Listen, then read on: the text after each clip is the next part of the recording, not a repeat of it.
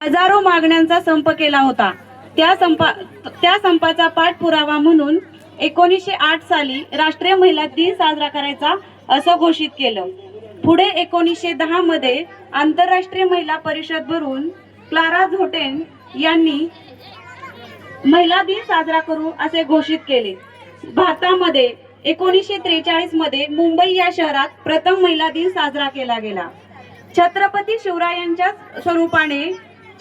शिवरायांच्या स्वरूपाने स्वराज्याला जन्म देणाऱ्या माँसाहेब जिजाऊ रणरागिणी होऊन क्रांतिज्योती सावित्रीबाई फुले यांनी मातृत्व, कर्तृत्व आणि नेतृत्व याने स्वबळावर लढायला शिकवणाऱ्या माझ्या सर्व बंधू भगिनींना महिला दिनाच्या पुनश्च एकदा शुभेच्छा देते। आज पाहिलं तर आपण प्रत्येक क्षेत्रात स्त्री अगदी प्रगतीपथावर आहे। एक कुटुंबाचा आधार म्हणून स्त्री सर्व जबाबदाऱ्या अत्यंत प्रामाणिकपणे पार पाडत आहे।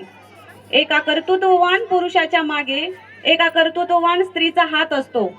तरी देखील घरातील सर्व कामे आटपून एक आई म्हणून, बहीण म्हणून, मैत्रीण म्हणून ती तिच्या जबाबदाऱ्या सर्व व्यवस्थितपणे पार पाडत असते। अशा स्त्रीला माझा कायम मानाचा मुद्रा। संघर्ष आणि जिद्द तिची स्वप्न, सर्व आकांक्षा भरारी घेऊन ती दररोज नव्याने उमलत असते आणि येणाऱ्या प्रत्येक संकटाला सामोरे जाऊन नवीन काहीतरी जडणघडण करण्याचा आणि येणाऱ्या संकटांना तोंड देऊन आपल्या मुलांवर चांगले सुसंस्कार घडवण्याचा ती प्रयत्न करत असते। अशा स्त्रीला फक्त आपली साथ हवी असते, बाकी काही नको आहे।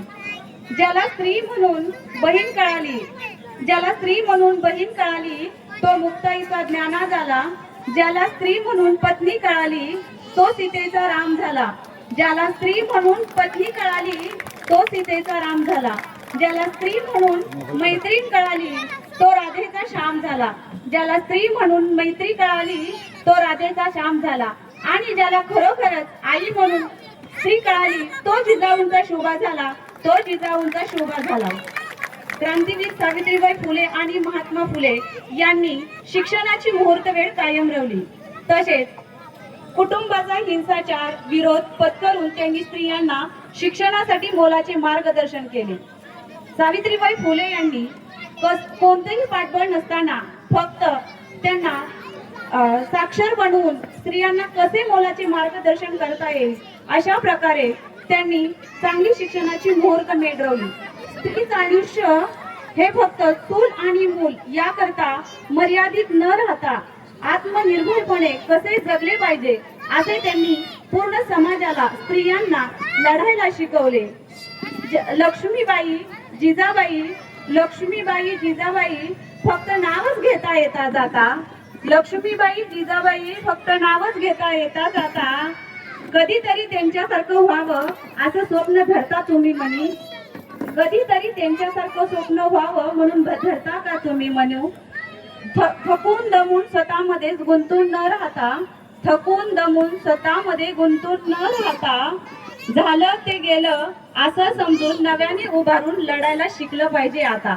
अशा स्त्रियांना माझा आज महिला दिनाच्या खूप खूप शुभेच्छा। इथं सर्वांनी मला येऊन बोलण्याची संधी दिली त्याबद्दल सर्व टीमचं पुनश्च एकदा आभार व्यक्त करते आणि माझे 2 शब्द संपले असे जाहीर करते। धन्यवाद।